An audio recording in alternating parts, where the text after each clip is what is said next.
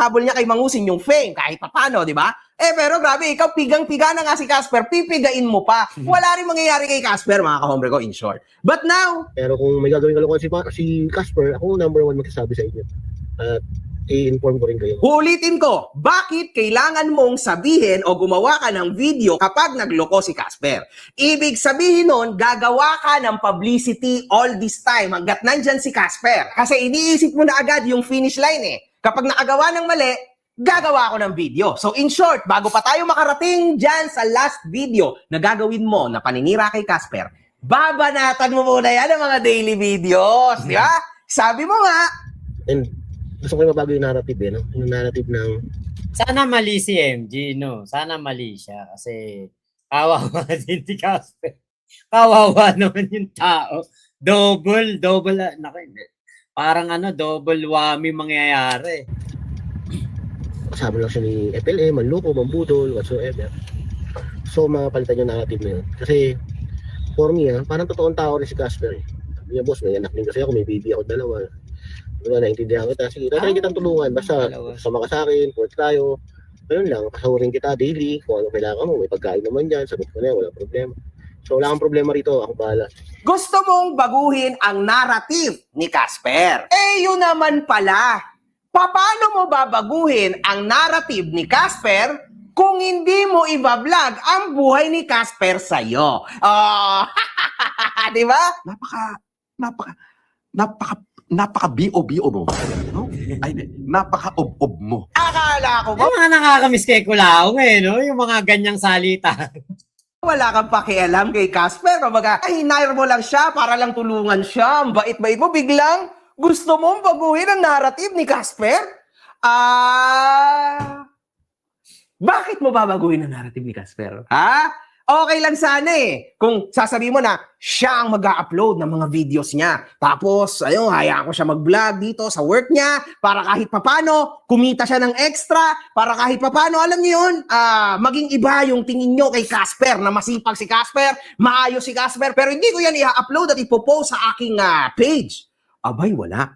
Ang sabi niya mismo, gusto kong baguhin ang narrative ni Casper. At ipopost ko yan, obviously, sa Facebook page ko. Grabe, no? Ang gagaling nila, di ba? In short, mga kahombre ko, kinuha niya si Casper bilang mascot na sikat. That's it.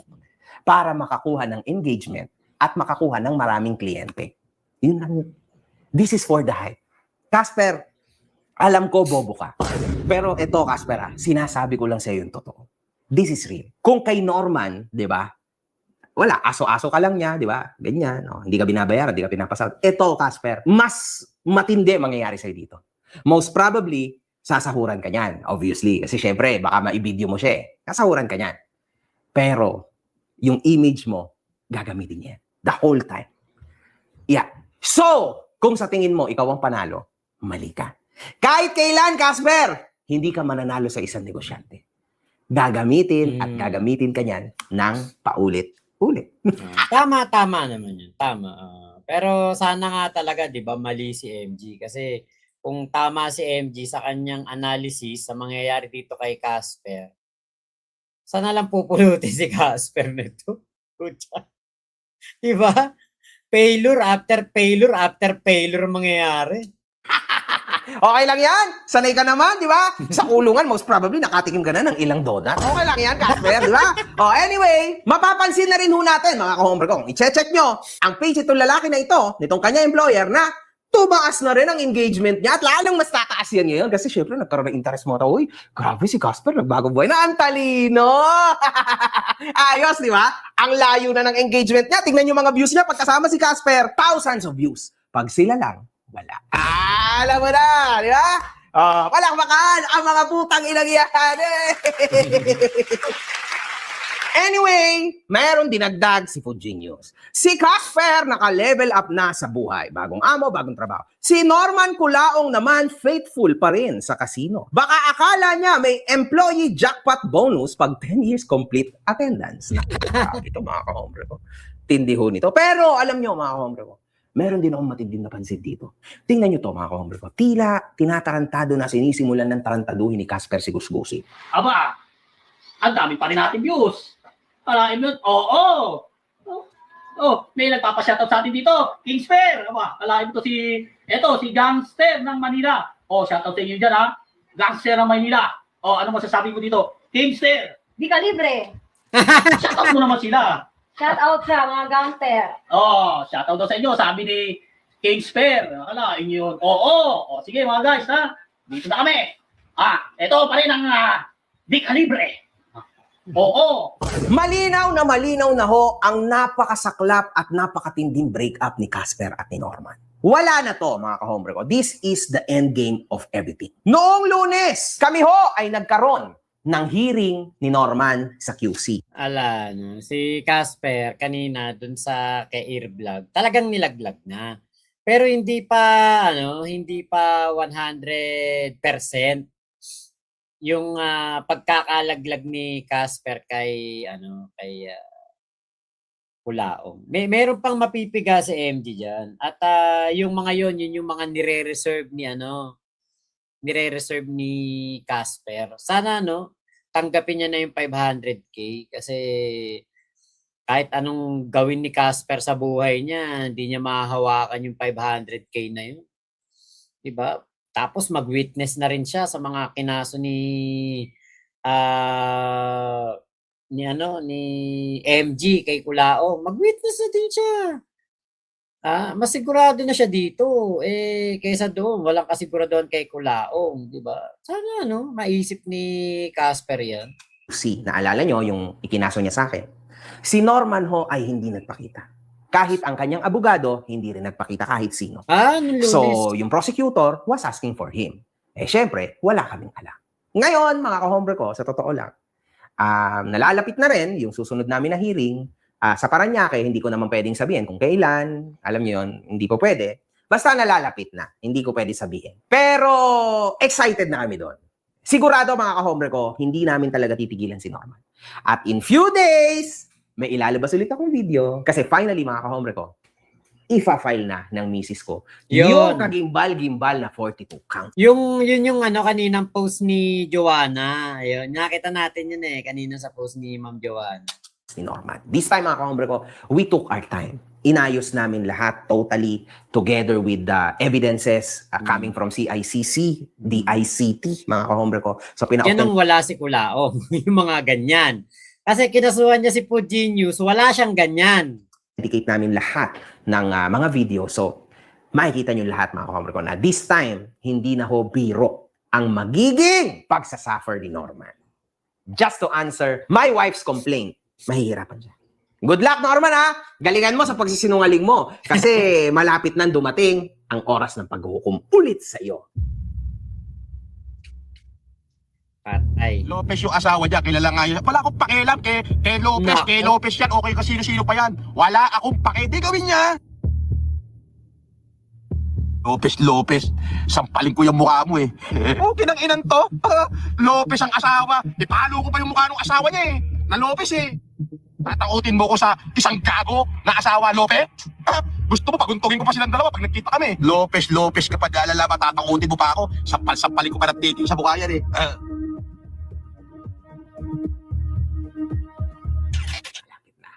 Tatlo yung papalabas, Norman. Baka hindi mo alam. Ina-update lang kita. Nako po. Lalong hindi nga magla-live si Culaong. Lalong lalayo sa Sokmed si Culaong. Kasi katulad nun, kaya naman siya nahuli sa Sheraton yun, di ba Sheraton? Kasi nga, live siya ng live. Yun na rin siguro isang dahilan kaya hindi siya nagla-live. Kasi eto nga, kita nyo, andyan na, parating na yung warrant of arrest niya na naman. Balita ko, hindi ka rin nakapunta sa Jensan. Ilan na yung PI. Baka madelikado ka. Alam mo yan, Norman. Huwag kang masyadong mag-concentrate sa akin. Ha? Marami pang iba, Norman. Ha? Kung ako sa'yo, alam mo yun, mag-check-check ka. Patawag-tawagin mo yung abogado mo. Maybe sa Jensan, maybe sa San Pablo. Nako. Nakapag-PI na pala sa sa Jensan. Baka kasi mamaya, alam mo na. So yun, mga kahombre ko. Nagkaroon ho tayo ng major update kagabi lang to, mga kahombre ko, from our Napolcom. So, nagkatotoo nga. At dahil syempre, mga kahombre ko, ako focus na focus talaga dito kay Norman Mangusin. Mga kahombre ko, sa totoo lang, no? Nasabi ko na yan, even before this recorded video. Pero ngayon, mga kahombre ko, itong sinasabi ko ay nangyari mismo kagabi. So yun, mga kahombre ko, tulad ng sinasabi ko, nangyari na nga talaga. Nagbigay ng update ang Napolcom sa reklamo nila laban kay Gusgusin. At makikita rito na pinangalanan na rin si Casper at 8 pang individual, mga kahombre ko. Napolcom pushes accountability. CIDG files additional complaint versus Norman Mangusin and 9 others. The Napolcom welcomed the filing of an additional criminal complaint by the CIDG against Norman Mangusin and Edmundo Soner Saranya and 8 others for alleged violations of Republic Act number 11917 or the Private Security Services Industry Act. Ngayon, mga kahombre ko, na-file na itong kaso na ito noong May 19, which is kahapon to, mga kahombre ko. Involves the alleged practice of the private security profession without a valid license to exercise security profession. The case stemmed from the continuing investigation conducted by CIDG in coordination with the PNP Supervisory Office for Security and Investigation Agency, SOSIA, following earlier findings involving alleged unauthorized security operations linked to Mangusin. So, dito inulit lang ulit na nagkaroon ng ibang kaso si Norman sa CIDG. Ngayon, mga kahombre ko, eto lang yan. Si Casper ho, tulad nung ilan pang mga tao, no, na nadamay lang o madadamay lang sa sitwasyon na ito, ay in grave at pangit na situation. Bakit, mga kahombre ko? Kasi talagang wawasakin sila ng Napolcom at CIDG at SOSIA. Kasi sobrang sama po ng ginawa nila. Pinapalabas nila security sila, pero hindi naman sila security. Malaking sampal po yan at delikado yan. Kasi how would you know, mga kahombre ko, na walang mga armas tong mga to at sasabihin mong security to? Wala naman to pinag-aralan na in regards sa pagiging security. Pangalawa, baka mamaya kung anong security na lang ang naiisip nila, tandaan nyo, mga kahombre ko, merong ethic standards din ang pagiging security. Ang pagiging security guard o bodyguard o security, mga kahombre ko, baka iniisip nyo na kung sino-sino na lang, tulad ni Norman, no, na kumukuha na kung sino-sinong mga tao na lang, tas yun na yung security. May masabi lang siya, okay, yan na yung security. Tapos na, hindi ho ganun yun, mga kahombre ko. Being a security guard, dapat meron kang pinag-aralan. At meron kang mga test, exams na gagawin. Lalong-lalo na, meron kang lisensya para sa baril. So, mga kahombre ko, hindi ho security lang. Being a security guard, bodyguard, or security or a security personnel, hindi ho yan madali. Talagang may proseso rin po dyan, mga kahombre ko. So, may iba't ibang lisensya kang kukuhanin to be a security. Oh, hindi yung kung sino-sino na lang tulad ni Norman Gusgusin. Ako naman, mga kahombre ko, naaawa, no, sa mga tao na mai-involve o na-involve dito kasi kinasuhan na ho talaga, no. Tulad nitong mga tao na to. Nakakaawa, mga kahombre ko, kasi halata mo naman na itong mga to, humahanap lang ng racket nung araw na yon. Unfortunately, nadamay lang sila sa katarantaduhan at kalapastanganan at kawalangyaan ni Norman Mangusin. So, wala na tayong magagawa doon, mga kahombre ko. And as of now, talagang mananagot si Casper. Huwag kayong maawa kay Casper, mga kahombre ko. Ha? Tandaan mo, Casper, sasabihin ko sa iyo ngayon, bago ka magbago o bago mo baguhin ang buhay mo, make sure na naayos mo at nabago mo na at nagrepent ka na sa mga ginawa mong kasalanan noong nakaraan. Hindi enough na maglipat ka ng pahina at yung presenteng pahina mo na maraming butas. Hindi ganun yun. Hindi ganun ang buhay, Casper. Tapusin mo muna, ayusin mo muna itong pahina na to bago ka lumipat ng pahina. Hindi ka masasalba ng bago mong trabaho. Yan ang sinasabi ko sa iyo. If only nakinig ka sa akin, hindi sana ito mangyayari sa iyo. Mga ibang tao na sagasaan ni Casper, buksan nyo rin yung isip nyo, puso nyo na baka pwede yung pagbigyan, patawarin. Hindi ko naman sinasabing yun ang gawin nyo. Sinasabi ko lang, baka lang pwede yung bigyan ng opportunity ulit. Kasi maayos yung tao. Oh, ano bang alam mo dyan sa kinuha mong aso? Ayun ang tanong. Para sa bagong employer ni Casper, ano bang alam mo sa aso na yan? Wala kang Yun lang nga. Talagang mahirap talaga ding magtiwala kay Casper, lalo na kung may mga record na si Casper. Di ba? So, napaka-risky nung ginawa nung si Ka-Easy Jersey, di ba? Risky talaga. Pero, ako nga, natutuwa naman ako. Binigyan niya ng pagkakataon si Casper na makapagbagong buhay. Sana nga, maging totoo sila sa isa't isa. Wala kang alam, tama? Wala kang alam, all you wanted was a bit of fame. was a bit of traction, was a bit of kahit papaano mapansin ka ng mga tao, no? Halatang-halata naman ang kailangan mo ay ang tinatawag natin na engagement. Oh, very clear yan, ha? Kasi mga kahombre ko, makikita natin na wala namang kasinsero-sinsero ang pag-iyak ni Casper. At halatang-halata rin, mga kahombre ko, na hindi naman pagiging empleyado ang hinabol niya kay Casper, kundi ang maging manager siya ni Casper, and at the same time, siya mismo ang pumita sa konting fame na nagkaroon itong tao na ito, salamat kay Norman Gusgusin, mga kahombre ko. Kasi imagine niyo, lumabas sa bunganga niya na Kung request nyo siya ma-meet o makausap, ma-interview, pwede. Papahiram ko sa inyo to si Casper anytime. Sabihin nyo lang sa akin. mga kahombre ko, eto back in the day, sinasabi ko sa iyo, Casper, papasahurin kita ng 100,000 per month, di ba, noon? Wow! Totoo yun, Casper, kaya kong gawin yun. Kaso lang, hindi mo pinaniwalaan. At mas naging matindi ang tiwala mo kay Norman Mangusin, edi yan na nangyari sa'yo. Nawasak na ng tuluyan ang buhay mo. Casper, alam mo, talo ako dito, Casper. Kasi ending, hindi na kita magagatasan. Kasi definitely, kung interviewin kita, ito na yung chance ko, sinabi na ng bago mong amo, di ba? Pwede na kitang interviewin, most probably, magiging ayos, di ba? Kaso, Casper, tapos na tayo dyan. Wala na siya. Laos na siya. Wala na akong plano na interviewin ka. Wala na akong pakialam dyan sa gatas na yan. Alam mo kung bakit, Casper?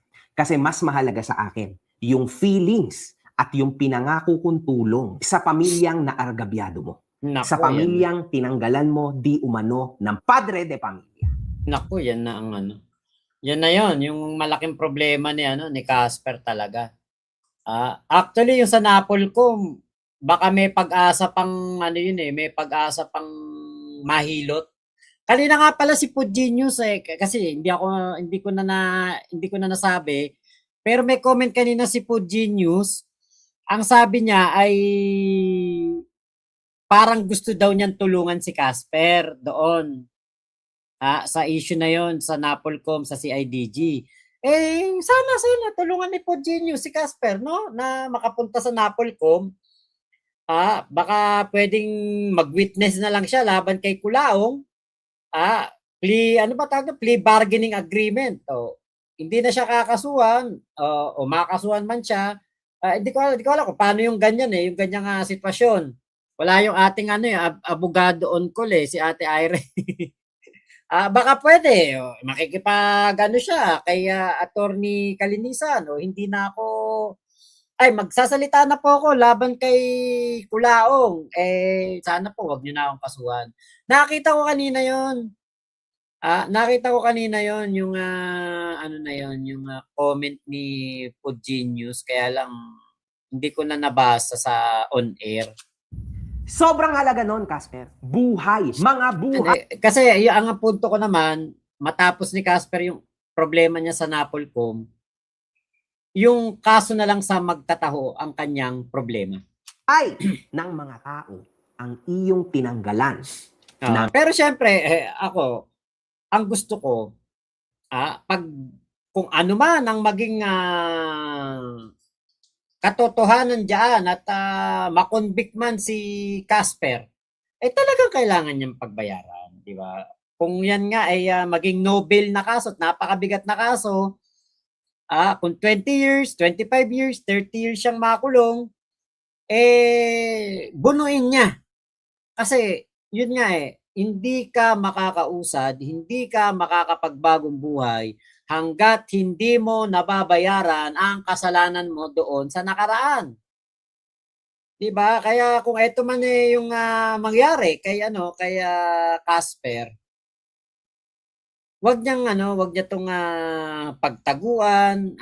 Sabi naman nung bago niyang amo, hindi naman daw magtatago si Casper. Sana nga talaga hindi niya to pagtaguan, harapin niya. Kasi ito talaga no bail to. Talagang matagal siya na mamamalagi sa loob ng kulungan. Habang nililitis ang kaso, nakakulong siya, makonvict siya o siya ay hindi makonvict, nakakulong siya. Talaga, kailangan niyang harapin to at para doon sa pamilya na magtataho talaga to. Yun ang ating hustisya. Lumabas ang katotohanan at mabigyan ng hustisya yung magtataho. Ng happiness. Alam mo yon? Sino ka para mag-judge na ngayon na titigil ang paghinga mo sa mundong to? Yan ang problema, mga kahombre ko, kasi hindi nabigyan ng hustisya ang pamilyang yun. And mukhang wala na akong choice, mga kahombre ko. Mukhang tutulungan ko na itong mga ito, at least ipasok ko to sa PAW, o matulungan to. Mabigyan ng hustisya ang nagawan ng katarantaduhan, mga kahombre ko, ni Casper. Alam niyo, mga kahombre ko, sa totoo lang, nagsimula ito na content lang to eh. Yan ang totoo. Alam niyo, hindi ko masisisi si MG kung yan ang kanyang maging stand, yung ano na siya, sarado na yung puso niya kay Casper kasi kasama ni Kulaong yan sa panggagago, 'di ba, sa kanya. Kaya si Casper din ang gumawa ng kanyang ikakabagsak no? But now, mga kahombre ko, this is not for content anymore. Inuulit ko lang. Para sa mga taong ang hanap lang dito hype, trend, tapos na yan, mga kahombre ko. Wala na pong ganun ngayon. Now, laos na ang issue na to, kaso nandito pa rin ako because this is not for that anymore. Ito ho ay personal na. Malalim na to, mga kahombre ko. Meron ng tunay na mga taong involved dito. Mga taong nangangailangan ng tulong at hinayop ng mga tao na ito na hindi kaya na magkaso o humarap o hanapan ng hustisyaan na gawang katarantaduhan sa kanila ng mga taong to. Mapa Norman man yan or Casper. Kasi sobrang hirap ng mga tao nila. Baka alam nyo, mga kahombre ko, ito na rin siguro ang calling ko.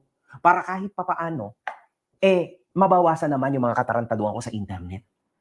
Ewan ko. Pero yun na nararamdaman ko. At actually, mga kahombre ko, ayun po ang gagawin ko. Mga nasagasaan ko, ang mga vlogger.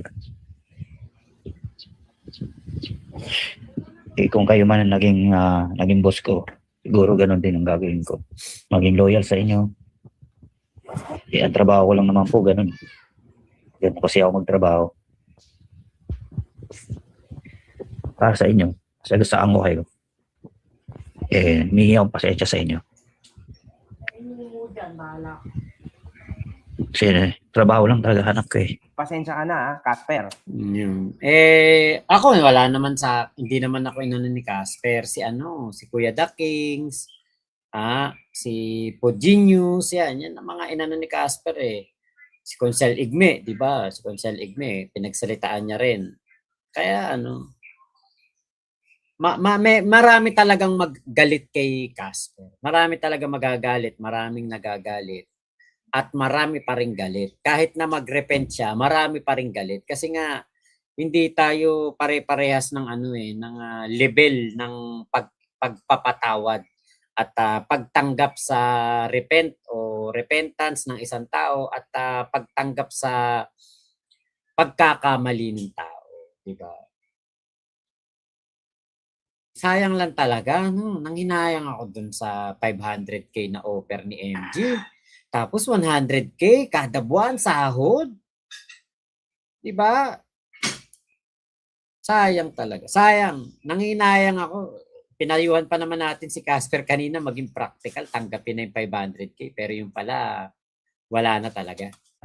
Kasi totoo din naman na nagtatrabaho ka lang. Pero kung wala tong magtataho na issue na to, yun pa isang mabigat Kasi si MG na-interview yung pamilya ng magtataho. Syempre, malaking malaking dalahin. Biruin mo alam mo yung dinanas ng pamilya. Kasi tayo, di pa natin kasi alam yung side nung sa magtataho 'Di ba? Yan yung hindi pa lang natin alam. Kaya si MG, hindi natin din masisisi na ganun ang kanyang puso kay Casper. Pero kahit ano pa man yan, at least merong repentance si Casper sa sarili niya. Hindi natin to nakita kay Kulaong. No? Kulaong talaga no remorse Kahit papaano si Casper may remorse pa din. Kaya kitang patawarin, Casper Kasi yung ginawa mo sa anak mo, sa mga asawa mo, sa mga naging partner mo, alam mo yun, sila nga hindi nagkaso sa'yo, di ba? Ako pa, anong pakialam ko doon? Kaso, Casper, this is a different story. Ibang storya kasi ito Pagdating dito sa magtataho issue, Casper, iba to. Because you will need to be jailed. Totoo yan. At humahanap na kami ng mga witness sa Cavite. And meron na kami mga witnesses. Kapitbahay nyo rin, Casper. You be careful, man. Ito legit. Nanunood dito si Commissioner Kalinisan, pati ang mga Napolcom. So, probably, malalaman din nila to. Matutulungan din nila ako. Kahit umagulhol ka, Casper, anumang gawin mo na sa sarili mo, na pagpapaawa, tapos na to. Wala na to, Casper. Ngayon, ito na yung oras ng paghuhukom. Ito na yun. Tinakasan mo na matagal na panahon. Kaso ito na yung ending. At para sa kaalaman ng lahat, mga kahombre ko, hanggang sa dulo po, bodyguard ang paalam niya at pakilala niyang trabaho niya. Guys, naisip ko lang, no, paano kaya kung mag-hire tayo ng parang bodyguard? Yung bang sikat na bodyguard dati ng vlogger, yung babantayan ka 50 meters away. Ano kaya kung i-hire ko siya na bodyguard natin? Ito, magandang ano to ni Sir Ralph Kalinisan. Babasahin ko po to, Sir. May lisensya po ba kayo sa pag-security ninyo galing sa PNP? Alam ba ninyo bang illegal ang ginagawa at ginagawa ninyo? Ay, sir, hindi po ako security, sir. Opo. Ako po'y kusunero. Kusunero at caretaker ng bahay ni boss. Hindi po ako security, boss. Okay, sir. Ayan. Puti, sir, na itanong niyo yan. Kusunero lang po ako. Tsaka caretaker ng bahay niya. Alam ko naman po yan, pag bodyguard kailangan talaga may lisensya kayo dyan. Alam ko po yan. Dahil dati rin ako security guard ng Uniwide Warehouse Club. Security nga, may lisensya eh. Opo, yung bodyguard pa kaya. Kaso hindi po ako bodyguard. Kusunero lang po ako at caretaker ng bahay niya. Salamat, Sir Ralph Kalinisan, sa iyong panonood. No, paano kaya kung mag-hire tayo ng parang bodyguard? Anyway, one love, good fucking vibes. Atay. Yun lang, doon lang na doon lang doon lang parang may lagapak ng konti. Kapag talagang bodyguard pa rin si Casper doon. Sana hindi. Alalay na lang, 'di ba? Tagadala ng gamit, ganun na lang siguro. Tagaluto ng ulam. Kasi kapag bodyguard. Big Mama, may something. Yari na naman si Casper. At baka mayari din yung amo. Malalaman naman natin yan. Alam nyo, sa totoo lang, eto, lagi ko naman itong nasasabi. Nasabi ko na to eh. Ang pinaka magandang storyteller dito sa buhay natin ay ang panahon. Diba? The greatest storyteller of all time is time. Tama ba yun? Malalaman natin yan. Iba-vlog naman daw ni ni Ka-Easy Jersey kung sakaling merong mangyaring hindi maganda sa kanila ni Casper, iba-vlog naman daw niya. Hindi naman niya ililihim. Pero ako, doon pa rin ako sa positive side. May trabaho na may trabaho na si Casper, pagbutihan niya na lang. Patunayan niya kay MG na nagbago siya, patunayan niya sa atin.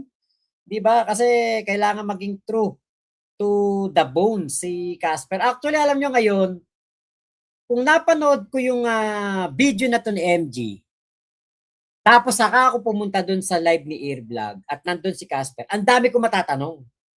Ang dami na naglalaro ngayon sa isip ko eh. Mga katanungan. Ang dami na. Pwede pa kayang mahiram si Casper? Kaya lang, wala siyang mapapala sa akin dito eh. Wala naman tayong mahina nga views natin. Wala tayong views eh, sa Kulaong eh. Wala ako maipapangako na kung ano maibibigay natin kay Casper kasi talagang kailangan ni Casper ng tulong. Pero ngayon kasi, ang dami kong naiisip na gustong itanong kay Casper. Kung mabigyan tayo ng pagkakataon, ma-interview natin si Casper. Kahit bukas din ng gabi, interviewin ko para malaman natin kung ano ang yung mga kasagutan sa mga naiisip kong tanong. Ang dami ko ngayon gustong matanong. Kasi hindi ko pa napanood yun eh, sayang. Sayang hindi ko pa na yung kanina, yung tungkol doon sa kay Consel Igme, tungkol doon sa dito kay MG. PM is the key, Mac. Kuya Henry is the key. Kuya Henry is the bridge dyan. Si Kuya Henry na ang kayang-kaya ni Kuya Henry yan. Si Marbs nga eh. Na-contact niyan eh. Tapos si Easy Jersey hindi kaya. Parang namimili yata. Nandiyan ba si Kuya Henry? Nandiyan kaya si Kuya Henry? Baka mamaya kasi yun na nga ba sinasabi ko, parang si Marbs lang ang kayang kontakin ni Kuya Henry. Aba, iba yan Namimili lang, aba. Pag kay Marbs kayang kontakin.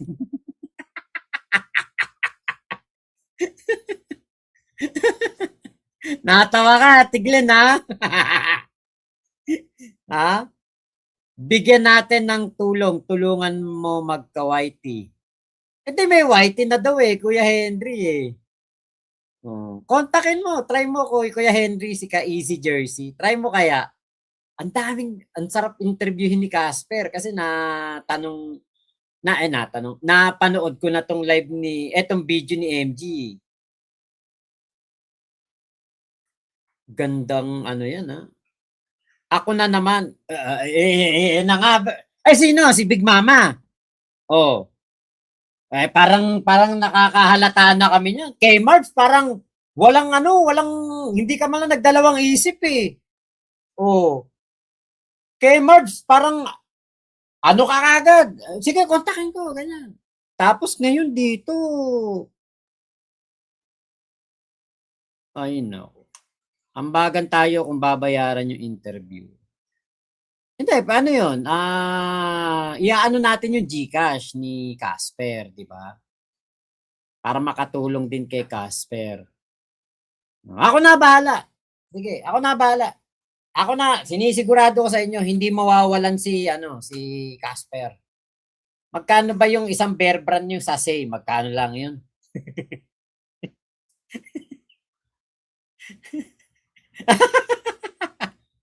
Ako sa ako. Ayan ako na, Boss Mac. Si Ate Glenn sagot niya na daw yung ako. Si Big Mama, maraming gatas ng ina daw to.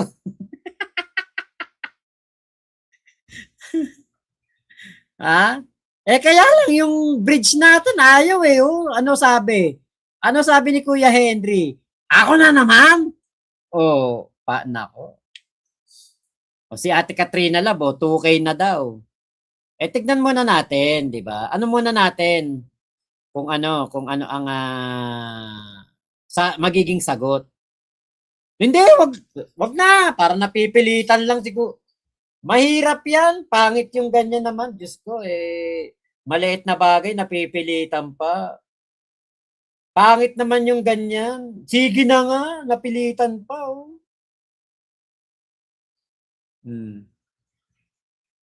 Bear Brand, 1 can. Di ba?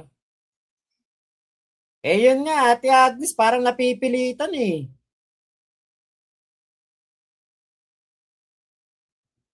Pero kay Marbs, nung isang lang natin kay Marbs, parang nagkukumarat, parang nagmamadali pa nga Para makasama natin si Marbs sa live Ba't ganon, Kuya Henry? May favoritism ka. Ay, the Paris Francie. Ayun. Ang cute ng baby niya. Hindi kamukha ni Kulaong. Kailangan tao sa puso ang pagpayag. Yun nga. Anong pengi ng gatas ng ina? Busog na busog ka na nga sa Kuya Henry, busog na busog ka na nga si Fritz Willan, 250 akin sa kadalawang pansit canton.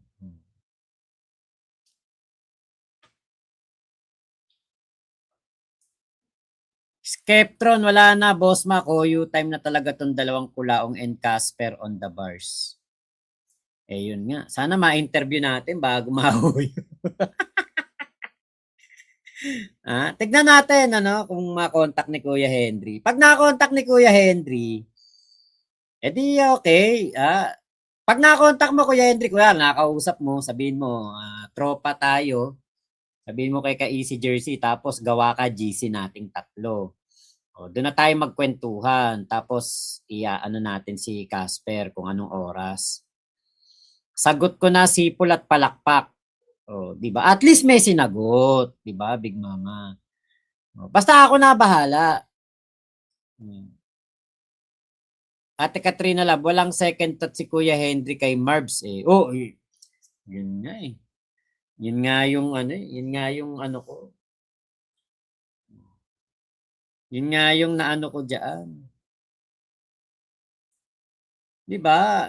Katulad nun, kunwari i-live natin si Casper. Kunwari bukas ng gabi i-live natin tapos i-flash natin yung kanyang GCash. Actually hindi pwedeng i-flash 'yon. Yun nga po, dito nga po sa KT. Natin, ilalagay lang natin sa comment section yung yung kanyang number para kung sakaling kung sino man yung gustong magbigay, 'di ba? Ganun lang po 'yun. O kaya pwede 'yun, QR code. Natin QR code. Sana nga, 'di ba?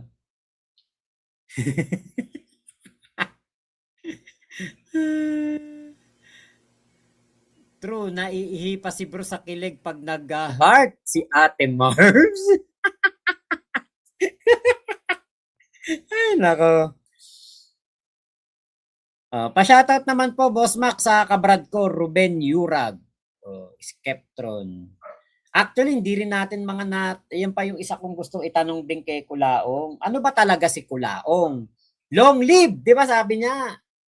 Ano ba talaga? Tao Gama, Acro, Five Balls. Ang daming fraternity ni Kulaong eh. May pa yan, yung Mason. Ano ba dati? May Mason. Meron pang, ano ba yun? Meron ako isang niyan eh. Yung Eagles. Ang daming inaano niyan. Partida days before the interview tulog si Kuya Henry Napunta na naman sa akin topic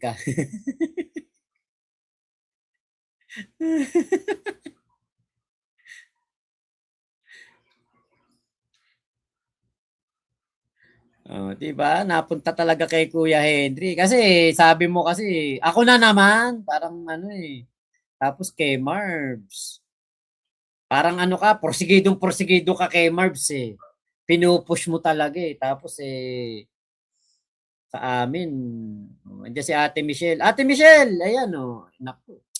Lalo na kung naabutan ni Ate Michelle yung sabi mo, ako na naman. Pero kay Marbs, naku, nagmamadali. Nagpipresenta pa, Boss Mac, ako nang kokontak kay Marbs.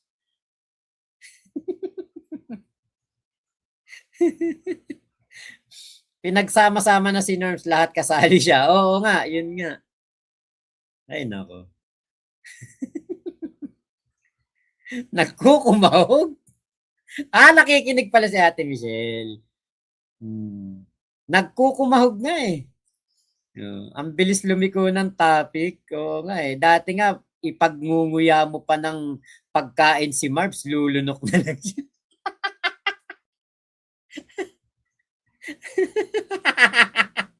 Si Ate Ira yun eh. Hindi pa po Ate Zia. Ano yan si Kulaong, Boss Mac? Alpha Kulaong. Sabi ko nga, dito natin masusubukan, bangis ng loverboy natin. Nax! Bangis ng loverboy talaga. Okay, Kuya G. Ay, si Kuya G, shoutout Kuya G. Di ba binigyan ng chance si Casper na pumunta kay MG? Madaming times na pinapupunta ni MG kay Casper. Kaya lang, wala nga po, hindi nga po pumunta eh. Ewan ko bakit nagtiis kay Kulaong, pero alam naman namin na ibabagsak siya. Pinangakuan kasi ni Kulaong eh. Yun ang kwento ni na payayamanin daw sila. Kuya Tommy Fishing, ayan, Mac, kawawa yung bata na oo, yun. Tama. Nakita ko nga yan. Kung mapapapayag mo, magpa-interview si Casper. Ayun. Dati nga ipagmumumog pa yun ng Diyos di ba? Grabe si Kuya Elmer, parang walang hilik scandal. It's liver or lover boy. Parang si ano yan si Robin Padilla. Liver lover boy.